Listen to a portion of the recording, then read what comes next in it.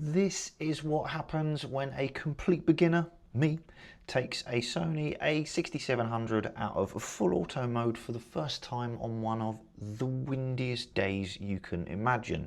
Zoe and I, we headed over to Chichester Marina for lunch. I had a new microphone to test, this one. Zoe was with me, obviously, and the plan was simple. I wanted to try and shoot a better vlog than I did last time. But within a few seconds of getting out of the car, the wind absolutely battered us. And suddenly, this became less of a nice marina vlog and more of a real world test of whether I'd actually learned anything at all the first time. But before we get to the marina, the wind, the microphone disaster, and me trying not to look completely clueless with this camera, I need to give you a little bit of context. I'm Tim. If you're new here and you didn't know, I'm 47 years old, and a little while back, my wife Zoe picked up this for an absolute bargain while she was coming home from a work trip over in Asia. And as soon as I got it out of the box, I decided I wanted to try and document the whole process of learning how to use it properly. No pretending I know what I'm doing, no skipping over the awkward bits and the screw ups, just an honest look at what it's like to pick up a proper camera later in life and try to learn it, to get better with it without reading the manual, obviously. In the first video, I played it very safe, full auto mode, simple location, nothing complicated, just getting used to having the camera in my hand without panicking every time I pressed a button and not caring that I look like when I'm trying to vlog with it. And honestly, that was the right call, because this series only works if it actually goes somewhere. So for this one, I had two goals. First, test a different microphone. I'd picked up a different type of mic from my usual DJI mic minis for some upcoming trips, and I wanted to see how it handled a real world vlog. Chichester Marina in early spring seemed like a fairly sensible place to test it, except of course this is Englandshire and it felt like the middle of winter, and the wind had clearly decided it wanted a starring role. So apologies for some bad audio at points, but stick with it. The second goal number two. The second goal, that's the bigger one. I wanted to move from full auto to what's called program auto, or P mode. Now, I know that probably sounds very basic to anyone who knows cameras, but for myself and my fellow beginners, this actually feels like the next proper step. From my reading, I've discovered that the camera will still do an awful lot of the heavy lifting, but it does give us a little bit more control over things like exposure and white balance. It's not manual mode, but it is one step further up the ladder towards it. So this is the plan. Chichester Marina, lunch with Zoe, getting back into boat life. I very much like boats. Testing a new microphone in conditions it definitely wasn't ready for. Again, sorry about that. And seeing whether I could make a better vlog than last time without running, crying back and flicking it into auto mode. Let's see how it went. Spoiler alert, at a few points the audio will be very, very sketchy, and again I am very sorry. This was my mistake with using this new microphone, but we're here to learn and get better, right? So I wasn't going to try and gloss over it or fix it. Just stick with me. All right, here we go. Quiet down here. So the last time we were out, the camera was full auto mode. I'd literally just taken it straight out of the box. I charged up the battery, I put the memory card in. We went out for a walk, out for lunch, and I just switched the thing on and hoped for the best. No clue what I'm doing, but some of the stuff seemed to turn out alright. You've seen a couple of the pictures, haven't you? Quite good. They were quite good. So lessons that I've learned from last time are this. So this time then, walking and talking, I've got the image stabilisation cranked up a bit of a level, so hopefully it's not too shaky, and we're around boats, so hopefully you don't feel seasick as a result of that, because that would be bad. Next up, we've got the audio. Last time I was using the little DJI mic minis, the remote things, which is absolutely fine for when Zoe and I are out and would normally use that. However, this time I've got the Rode video thing. Hang on, I need to check my notes. The microphone. The microphone is the Rode Video Mic 2. And the reason why I'm trying this out is we've got some trips coming up, several trips coming up this year where there's going to be more than just Zoe and myself, and I want to document them, not to bore you guys with, but just so that we've got some memories. But only having 2 remote microphones doesn't work when there's more than 2 of you. Not that you want to hear everybody else's waffle, but that's why the microphone is on there. So we've got the image stabilisation is cranked up and a slightly different microphone. Now the only thing I don't know is, with the image stabilisation cranked up a little bit, has it cropped the image in? So is part of me missing? You won't be able to see Zoe because she's too small for the frame anyway. She's still there, and it's flipping freezing here in the United Kingdom of Englandshire. Okay, quick one before we carry on. A lot of you watching this are in exactly the same place I'm in with this camera, picking something up later in life, working through a learning curve, a mad steep learning curve, and trying to get better at something while keeping everything else moving along. And for a lot of you, that everything else includes your fitness. Now, my full-time job, I'm a personal trainer and nutrition coach. I have been doing this for 17 years, and I work specifically with people in their 40s and beyond. Structured training programs built around real life, real schedules, and a body that is definitely wiser than it used to be. If you'd like to know how you can start to get on top of your fitness, there is a link in the description for my free, completely free fitness blueprint.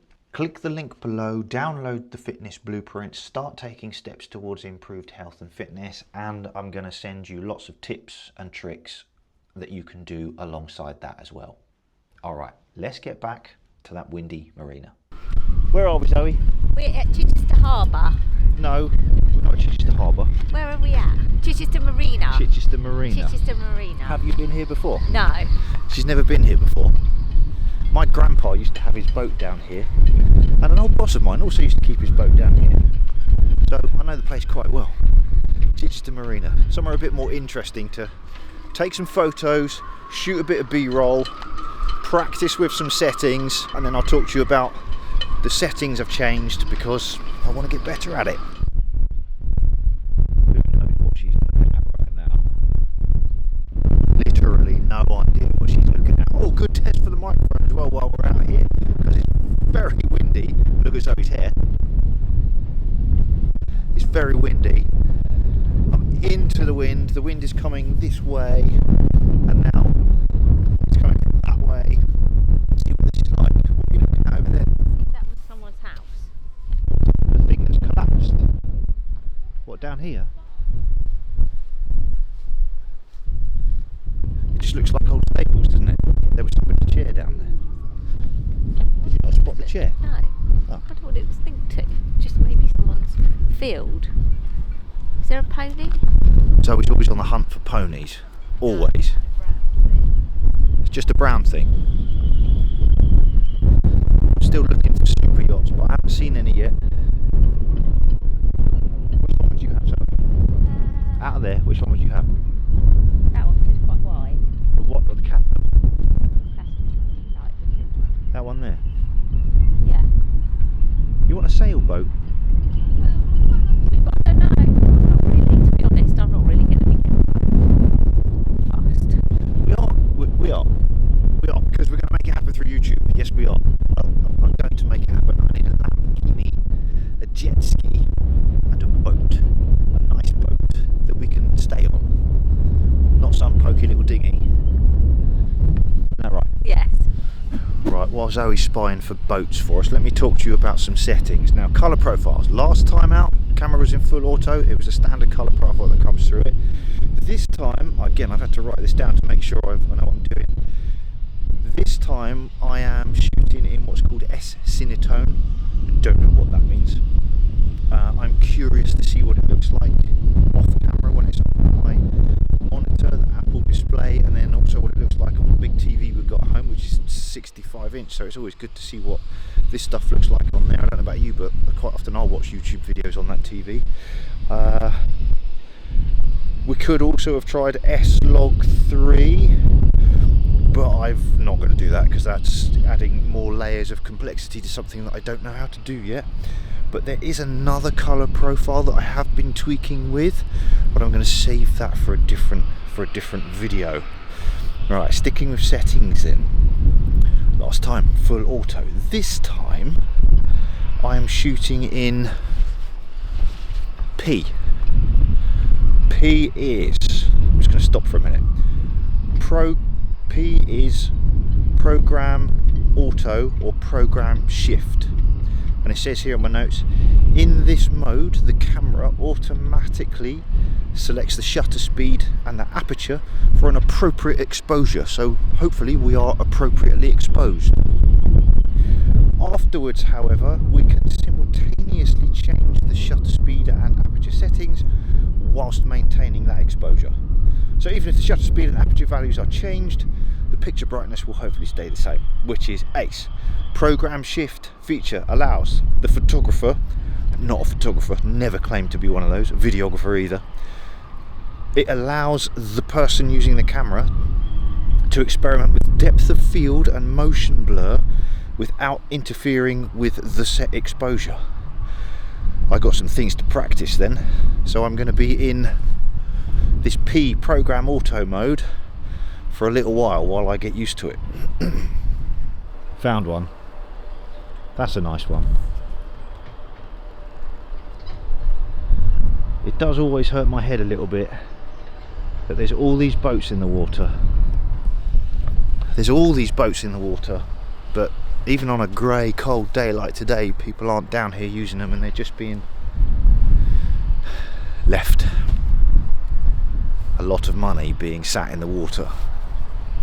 Right, we've had to come in from the cold for a hot chocolate, although the hot chocolate's turned into a bit of warm milk. Warm milk. Rather than actual chocolate, hasn't it? Yeah. This is not a winter sport, people, just in case you were wondering. You need to wear gloves when you're doing this because my right hand from holding the camera is absolutely flipping freezing.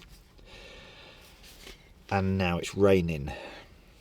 Good old English weather. But what have you got? I have picked up a newspaper which is going to tell us where all the boat shows are happening over the next few months, so we might go and visit some. I can't see you, you're holding a newspaper across your face. There you go. Yeah, so let's see. What type of boat can I have? Yes, I did burp. What type of boat can I have? Probably just a rubber one in the bath. A rubber... I don't go in the bath. Well, that's down to you.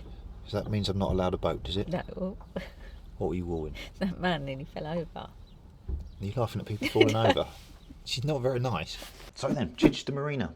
Lovely lunch, amazing company, a great location and a very, very useful lesson in what happens when you point a microphone into what felt like force 17 wind and just hope for the best. It didn't go brilliantly, but honestly, like I said earlier on, that is the point of this series. This isn't about pretending I suddenly know what I'm doing with this camera. It's about showing what actually happens when a complete beginner picks something like this up and tries to learn it and get better. Stick with me throughout this series. Make sure you subscribe so you get all the good bits, the mistakes, the slightly dodgy audio and everything in between. And P mode surprised me. I did think that moving from full auto to program auto would be a small, simple step. And in some ways it is, but it also makes you start noticing decisions the camera was previously making for you. Exposure, white balance, how that image actually looks, focusing on different things. And that feels like, to me, the first proper step towards thinking more like someone who knows what they're doing, even if I am definitely not there yet. Episode 3 is already in the planning stage. I want to build on this foundation and look at focus modes as well as some different color profiles. So if you've been following from the beginning, thank you, genuinely thank you. And if you've got any tips for me or for anyone else learning a mirrorless camera later in life, pop those in the comments. Please though, keep it beginner friendly because I absolutely still need them to be. I have no clue what I'm doing yet. Also, if you're over 40 and fitness is something you're working on alongside all of this, my fitness blueprint, linked down below. It's completely free. Jump on that and get a good start on improving your health and fitness. If you haven't subscribed yet, please do. Give this video a thumbs up and share it with someone who you think either is going to laugh at my incapability-ness of it, or maybe we'll get something from it. There's a lot more of this beginner camera journey to come. I'd generally love to have you along for the ride. Now, seeing as we're talking about journeys, YouTube reckons you'll enjoy this video next. So give that one a watch, then get outside, get active. And as ever, thank you very much for watching. Stay active. I'll see you in the next one.